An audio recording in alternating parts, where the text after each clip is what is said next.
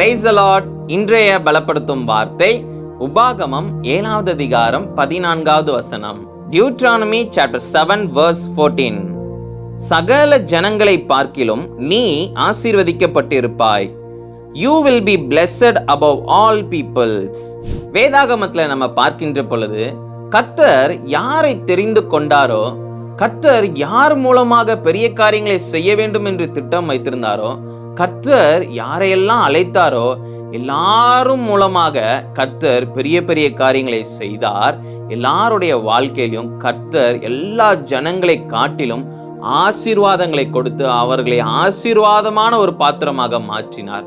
இன்றைக்கு உங்களுடைய வாழ்க்கையில கர்த்தர் உங்களை அழைத்திருக்கிறார். கர்த்தர் உங்களை தெரிந்து கொண்டிருக்கிறார். ஒரு விசேஷித்த ஒரு அழைப்பு வைத்திருக்கிறார். நீங்க சுவிசேஷத்தை போய் நீங்க சொல்லணும்.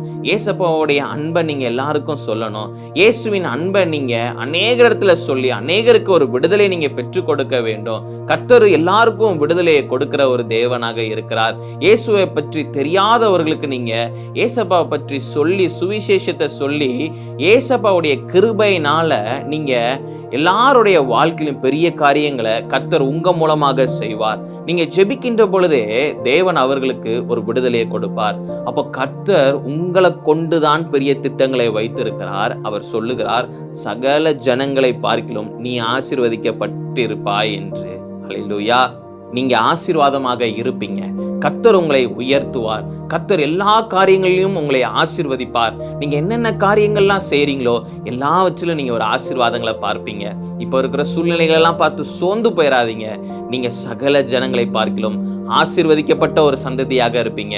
எல்லா காரியத்திலும் நீங்க ஆசீர்வாதங்களை நீங்க பெற்றுக்கொண்டு நீங்க அநேகருக்கு ஒரு ஆசீர்வாதமான பாத்திரமாக இருப்பீங்க. நாம எல்லாரும் ஜெபிக்கலாம்.